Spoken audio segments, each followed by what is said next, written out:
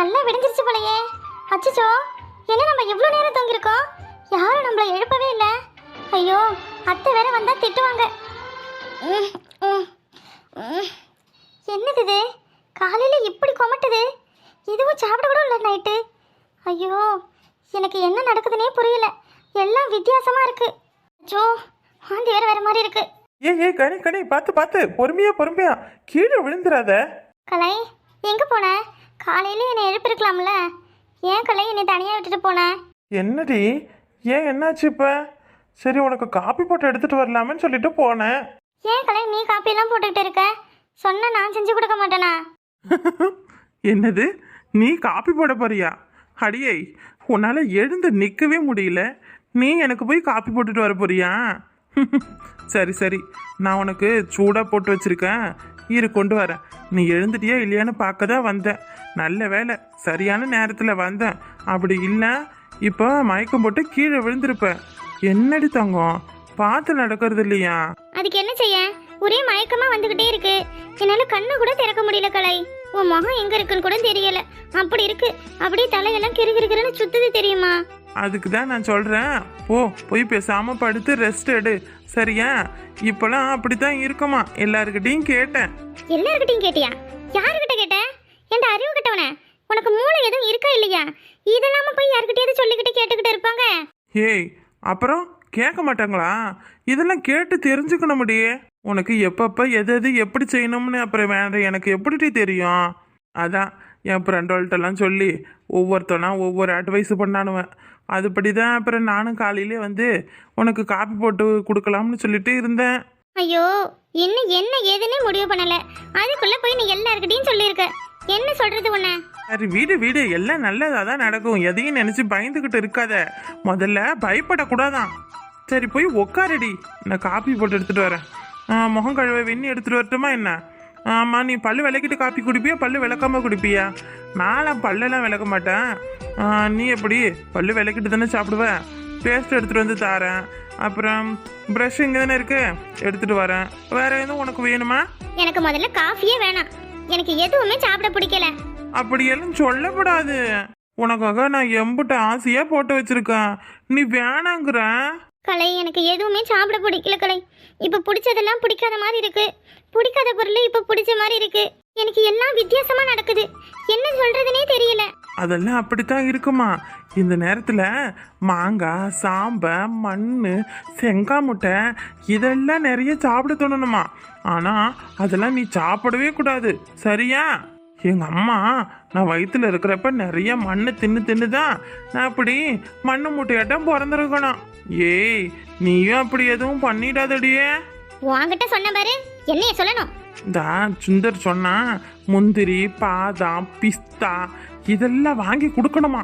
அப்புறம் முக்கியமா பால்ல குங்குமப்பூ அது கலந்து குடிச்சனா என்னைய மாதிரி கருன்னு பிறக்காம நல்ல செக்கச்சேவியர்னு அரவிந்த் சாமி மாதிரி பிறப்பானா நம்ம புள்ள. எனக்கெல்லாம் கருப்பா இருந்தா தான் பிடிக்கும். ஏன் கருப்பா பிறந்துட்டு என்னைய மாதிரி எல்லாருக்கிட்டையும் கருவாயன்னு பேர் எடுக்கணுமா? அதெல்லாம் முடியாது. எனக்கெல்லாம் நல்ல செக்கச்சேவியர்னு தான் வேணும். கருவாயின்னு சொன்னா இப்ப என்ன? கருப்பா இருந்தா அவங்களாம் அழகு கிடையாதா? இருக்கிறதுல ரொம்ப ரொம்ப அழகு கருப்பு தான், தெரியுமா? சும்மா நீ சொல்லாத. நான் கருப்பா இருக்கிறேன்னு சொல்லி எத்தனை பேர் என்ன ரிஜெக்ட் பண்ணாலுவா?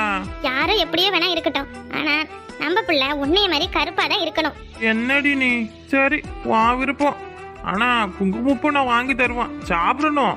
ஏண்டா, அதெல்லாம் சாப்பிட்டா கலரா குழந்தை பிறக்கும்னு உனக்கு எந்த முட்டாள்டா சொன்னது? அப்படியெல்லாம் ஒன்றும் கிடையாது. அது ஒரு சத்துக்காக சாப்பிடுறது. அப்ப அது சாப்பிட்டா குழந்தை கலரா பிறக்காதா? ஏ என்ன என்ன கோமட்டுது. இரு, நான் வெளியே புறத்தால போயிட்டு வரேன்.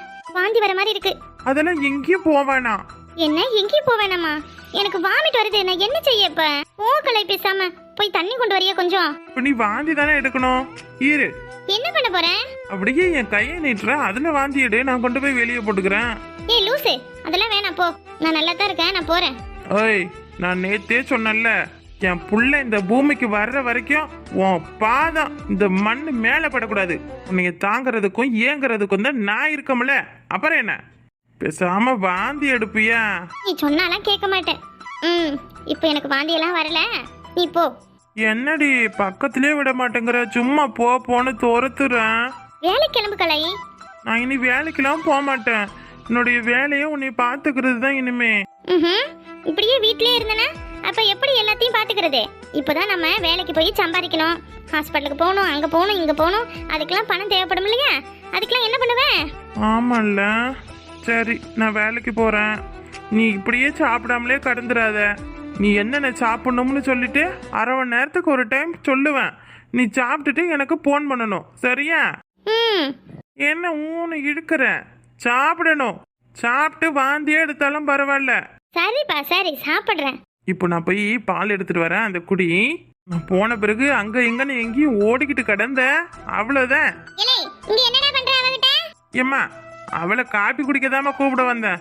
அம்மாடி கனிமொழி, காலையில சூடா இட்லி சுட்டு வச்சிருக்கேன். உனக்கு பிடிச்ச மல்லட்டு சட்னி, தக்காளி சட்னி அரைச்சு வச்சிருக்கேன். வாமா, வந்து சாப்பிடு. வேணாம் தே, எனக்கு எதுவுமே வேணாம். என்னம்மா நீ இந்த மாதிரி நேரத்துல எதுவும் வேணாம் எது வேணாம்னு சொல்லிக்கிட்டு இருக்க? அப்படியெல்லாம் சொல்லக்கூடாது. நல்ல தெம்பா சாப்பிட்டதானே புள்ள நல்லா ஆரோக்கியமா வளரும். உனக்காட்டி இல்லைனாலும் உன் பிள்ளை காட்டி சாப்பிடு. சாப்பிடாம கிடக்க கூடாதுமா, சரியா? ஏம்மா, இவளை நீ தான் பாத்துக்கணும், புரியுதா? இவளுக்கு ஏதாவது ஒண்ணு ஆச்சு அவ்வளவுதான் பாத்துக்க. உன்னைய நம்பிதான் என் பிள்ளையும் பொண்டாட்டியும் விட்டுட்டு வேலைக்கு போறேன்.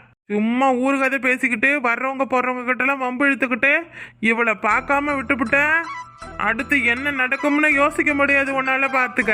எப்பப்ப எது எது கொடுக்கணும்னு தெரியும்ல. நல்ல சத்தான பொருளா கொடுக்கணும் என் பொண்டாட்டிக்கு. சும்மா புளி குழம்பு சாம்பார் அப்படி இப்படின்னு ஆக்கி வைக்க கூடாது. ஏலே ஏலே, நான் உனக்கு ஆத்தாடா. உன்னை பெத்தது நான் தான், உன் அக்கால பெத்தது நான் தான். எனக்கு பாத்துக்க தெரியாதா அவளை? வந்துட்டான் இப்பதான் புதுசா. போடா, போய் வேலைக்கு கிளம்புடா. போறேன். உமதா, என் பொண்டாட்டி எதுவும் கெல்ப்பு கூப்பிட்டானா அவளுக்கு வேலை செஞ்சு கொடு. சாயங்காலம் வரையில உனக்கு புரோட்டா வாங்கிட்டு வரேன். செஞ்சு தரேன்டா, செஞ்சு தரேன். நீ கலை, எதுக்கு இப்படி போட்டு எல்லாரையும் சாவடிக்கிறேன்? எனக்கு ஒண்ணும் இல்ல, நான் நல்லா தான் இருக்கேன். எனக்கு வேணுங்கிறத நானே பாத்துக்கேன். இட்டி உனக்கு ஒண்ணும் தெரியாது, இருட்டு. அப்புறம் குமுதா, அவ வெளியே வசனா எங்கேயும் போகணும்னு சொன்னா தனியால அனுப்பி வைக்காத. கூடையே போ, கூடையே வா. ஏ அப்பா, என்ன இவன் அலப்பற தாங்க முடியலையே.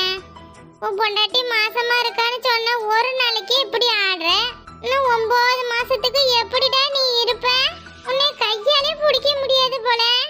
ஏண்டி, என் புள்ள அம்பிட்டு சந்தோஷமா இருக்காண்டியே. பாத்துக்கடி. பொண்டாட்டி மாசமா இருந்தா எப்படி எல்லாம் பாத்துக்கறான்னு பாத்துக்க. புருஷன் தான் கடக்கார. இங்க நீ உண்டா இருக்கன்னு தெரிஞ்சது உடனே வெளிநாட்டு கிளம்பி ஓடி போட்டாரு. இவன மாதிரி வெட்டி பயல அவரு வேலைக்கு போனாரு. வெளிநாடு போய் சம்பாரிச்சாதானே நல்லா இருக்க முடியும் சந்தோஷமா. இல்ல ஐயோ அம்மா தலை வலிக்குது, கை வலிக்குது, 5 கொடு 10 கொடுன்னு ஒவ்வொருத்தவங்கள்ட்ட தான் பிச்சை தான் எடுக்கணும். ஏலே, உனக்கு நல்லா சொல்றேன் கேட்டுக்கடா. உனக்குன்னு ஒரு பிள்ளையாச்சு குடும்பமாச்சு. நீ உன் குடும்பத்தை நீ தான் பாத்துக்கணும். நான் முன்னாடி மாதிரி ஊதாரி பையன் மாதிரி சுத்துறது, எல்லாருக்கிட்டையும் சண்டை போடுறது அப்படியெல்லாம் எதுவும் வச்சுக்கிட்ட நல்லா இருக்காது, பாத்துக்கடா. கனிய, இனி இவன் எதுவும் சேட்டை பண்ணா பிள்ளைய தூக்கிட்டு பேசாம உன் அம்மா வீட்டுக்கு போயிடு.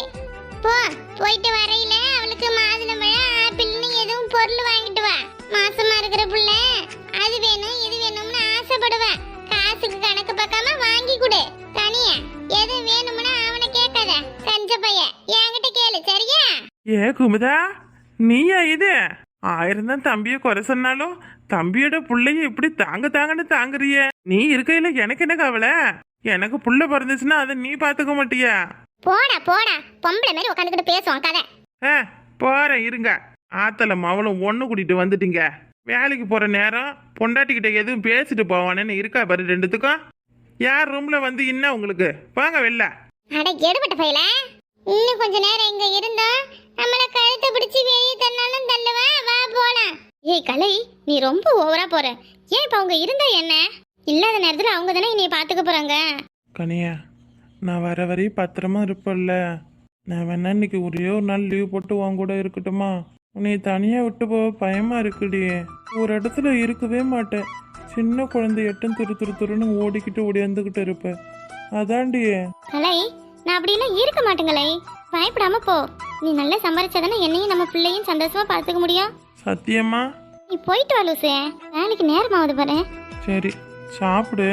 உனக்கு வரையில எதுவும் வாங்கிட்டு வரட்டுமா? பால்கோவா வாங்கிட்டு வரட்டுமா? ஸ்வீட் எல்லாம் அத்தை சாப்பிடக்கூடாதுன்னு சொல்லியிருக்காங்க. அப்போ குச்சி மிச்சிட்டு காரமும் சாப்பிடக்கூடாதான். பிறகு என்ன தாண்டி சாப்பிடணுமா? பழம் தான் சாப்பிடணுமா? சரி, மாதுளம்பழம் வாங்கிட்டு வரேன். அதெல்லாம் ஒன்றும் வேணாம், நீ போயிட்டு வா. சரி, அப்ப நான் கிளம்புறேன். எனக்கு கொடுக்க வேண்டியதை கொடுக்கலையே இன்னும். என்ன கொடுக்கணும்? என்னடி என்னங்கிற? மறந்துட்டியா? சரி, இனி நீ எல்லாம் எதுவும் எனக்கு கொடுக்க வேணாம். நான் என் பிள்ளைக்கு கொடுத்துட்டு போறேன். எருமை என்ன பண்ற? என் பிள்ளைக்கு முத்தம் கொடுக்க போறேன். ஐயோ பேசாம இருப்பியா? ஏ கனியே, இல்ல வெக்கங்கட்ட என்னடா பண்ற? எம்மா, உனக்கு நேரங்காலமே தெரியாத. நீ இருக்கிற வரையும் என்னால ஒன்னும் பண்ண முடியாது. வீணா போன பையல, வேலைக்கு போடா முதல்ல. போறேன் பொத்து. அத்தை, என்னத்தை சொல்லுங்க. சாப்பிட வாமா, காலையில சாப்பிடு. அப்புறம் ஒண்ணு முக்கியமானது. என்னத்தை? ஒரு கொஞ்ச நாளைக்கு ரெண்டு பேரும் சரிங்க அது. கீதா உன்னை பார்க்க வந்திருக்கா, என்ன இதுன்னு பேசு சரியா? மூஞ்சி சுழிச்ச மாதிரிலாம் எதுவும் பேசக்கூடாது. சரிங்க அத்தை. இதா ஏன் கனியே, என்னடி உண்டாயிருக்கியா? உன் மாமியார் ஊரெல்லாம் தம்பட்ட அடிக்குதே. வாங்க சின்னத்தை உட்காருங்க. நேத்து கீழே உட்காருங்க, மேல வந்து உட்காருங்களேன். பரவாயில்ல இருக்கட்டும், நீயே முடியாதவ உட்காந்துரு. நல்ல சாப்பாடெல்லாம் சாப்பிடுறியா? வாந்தி எதுவும் வருதா? வாந்தி நிறைய வந்துச்சுன்னா புளிப்பா எதுவும் சாப்பிடு. சரிங்க அத்தை. ஆஸ்பத்திரிக்கு போய் பாத்தியா இல்லையா? இன்னும் இல்லத்த, ஒரு 3 நாள் கழிச்சு போலாம்னு இருக்கேன். இன்னும் போய் பாக்கலையா? அதுக்குள்ள நீயே முடிவு பண்ணிக்கிட்ட உண்டாயிருக்கனே. கையில கொஞ்சம் ரூபா இல்ல, அதனாலதான் போகல. போய் பாருமா சீக்கிரம். இப்பெல்லாம் எதே நோய் வருத. கெற்பப்பையில கட்டி இருந்தாலும் இந்த மாதிரிதான் வாந்தி மயக்கம் எல்லாம் வருமா. அது இல்லாம நம்ம குடும்பத்துக்கே தலைப்புள்ள ஆவாது. ஒண்ணு பாதியிலே போயிடும், இல்ல பிறந்து செத்து போவோம். அதனால பார்த்து இருந்துக்க. சரிங்க. நீயாவது இப்படி நல்லா உட்காந்துருக்க. ஆனா படுத்த படுக்கைய விட்டு எழுந்திருக்கல தெரியுமா? சாப்பிடவே மாட்டேன். அதாவது பரவாயில்ல, குழந்தை பிறக்கும்போது ஐயோ நான் செத்தே போயிடுவேன்னு நினைச்சேன்டி. எனக்கு பிள்ளை பிறந்தது கூட நிலவரம் இல்ல. அவ்வளவு கஷ்டப்பட்டேன். ஒரு 4-5 மாசத்துக்கு பிறகு நல்லா ஓடி ஆடி வேலை செய்யி, அப்பதான் சொக பிரசவம் ஆகும். இப்பெல்லாம் எவளுக்கு சொக பிரசவம் ஆகுது? எல்லாரும் தான் போய் வயிற்று கிழிச்சு பிள்ளை எடுத்துக்கிறாளவே. நீயும் அப்படி எதுவும் பண்ணிடாத. சரிம்மா, சரி. உன் மாமியா சொன்னாலேன்னு சொல்லிதான் பார்க்க வந்தேன். நான் கிளம்புறேன். முக்கியமானது பப்பாளி பழம் அன்னாச்சி பழம்னு எதையும் தின்னுடாத. அது மட்டும் இல்ல, ஒரு 3 மாசத்துக்கு எதையுமே சாப்பிடாத. எதுவா இருந்தாலும் பார்த்து சாப்பிடு. முத புள்ள ஆபாசனம் ஆயிடுச்சுன்னா அடுத்தடுத்து புள்ள பிறக்கிறது கொஞ்சம் கஷ்டமா தான் இருக்கும். வரட்டுமா? எதுவும் ஒண்ணும்னா சொல்லி விடு. என்ன இவங்க இப்படியெல்லாம் சொல்லி பயமுறுத்திட்டு போறாங்க? எனக்கு வேற ரொம்ப பயமா இருக்கு. அத்தைக்கும் குமுதாக்காவுக்கு முன்னாடி ஒரு குழந்தை பிறந்து இறந்துருச்சு. குமுதாக்காவுக்கும் ஆபாசனம் ஆயிடுச்சு. நமக்கும் அந்த மாதிரி ஆயிடுமா? இவங்க வேற குழந்தை பிறக்கும்போது ரொம்ப கஷ்டப்பட்டேன்னு சொன்னாங்க. நமக்கு ஏதாவது ஆகி கலையையும் நம்ம குழந்தையும் நம்ம அனாதையை விட்டுட்டு போயிடுவோமா? ஐயோ பயமா இருக்கே. இதெல்லாம் நினைக்கும் போது எனக்கு குழந்தையே வேணாம்னு தோணுது.